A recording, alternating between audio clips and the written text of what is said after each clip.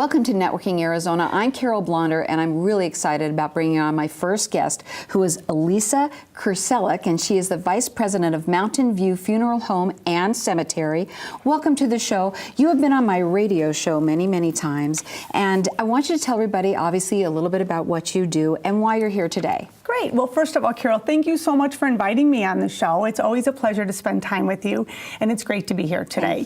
What Mountain View Funeral Home and Cemetery is an organization that provides services to families, whether they're choosing burial, cremation, whether they need guidance on pre-planning, if somebody has passed away. We have 3 locations in the East Valley. We're located in Mesa, we are located in Apache Junction, and down in Queen Creek. And we're growing. We're looking at a location in Gilbert. Oh my gosh, that's wonderful. Yeah, that's new news, so we're very excited about that. That is. Now, why is it so important for everybody to kind of think about this? Obviously, you know, what you do is not just do what people think, which is obviously funerals and this, but you also do pre-planning. Let's talk a little bit about that. Okay, so I just turned 50, so I'm kind of excited to have had a birthday, and I've had my pre-plans in place for 10 years.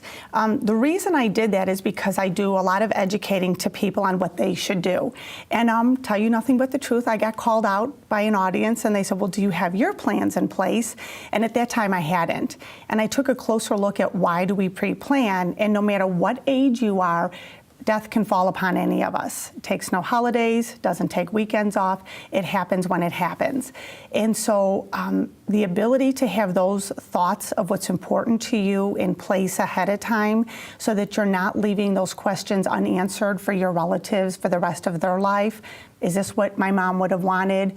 And more importantly, did we do the right thing? Sure. When you make your known wishes to your family and friends, it allows them the chance to grieve, to come together and celebrate your life instead of being tormented by decisions that they may or may not have made correctly. Well, I know I have mine done. I got it through you. Yes, you do. And what it gives you is peace of mind. Let's talk a little bit about what that is, because obviously it's not for me, it's for your loved ones. Right, and that's exactly correct. When we educate people, which is again why we're here today, a lot of times people say things to us, well, if I die, do I have to have a casket if I'm being cremated? And the truth is, the inevitable happened to all of us. There's not a matter of if, it's a matter of when.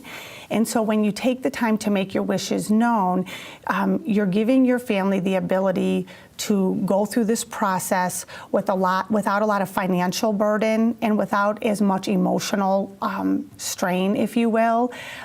Sadly, I just recently lost my brother, and it's been tough, and I know you and I have talked about that. When you go through this process, you start to look at your own mortality, and you start to look at what would I want my message to be left behind? My brother was very young. He was 42 years old, and it was very unexpected.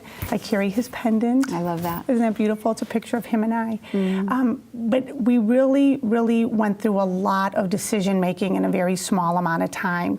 And the irony is, he was very proud of me that my husband and I had our plans in place, and he was at my home days actually before he passed. And he says, you know, sis, I should probably get my arrangements done. And I said, you should.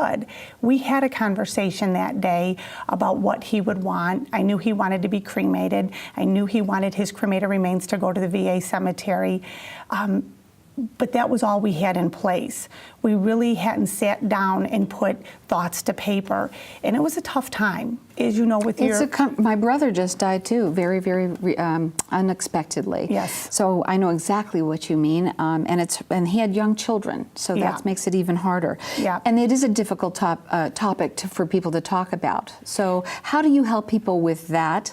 And I know we have such a short amount of time here today, but just kind of help them out through it, because everybody's going to go through it. That's right. And I don't like to use the term light humor lightly, if that's a little contradiction in terms, but sometimes people deal with uncomfortableness in a way where they can maybe laugh a little bit, or, well, this is what I want, or when I die, I want to be spread here and there.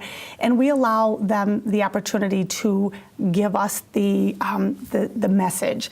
And we listen, and we take notes, and we let them drive the conversation. Sometimes it's very serious, sometimes it's a little bit, like I said, a little bit more lighthearted. But unfortunately, those awkward conversations are much easier to have now before somebody passes away. It's too late. That's right. That's what would right. be your message for today? So the thought I want everybody to take away from today is, of course, I think Mountain View Funeral Home and Cemetery is the greatest place in the East Valley, but whatever place you choose, whatever direction you go, whether it's burial or cremation, my message today is do something. Do something. This is the best gift you can leave your family, your kids. Do it for them. Do it today. Don't wait. Because tomorrow may never come. It's very important, and it's not for you, it's for everybody else.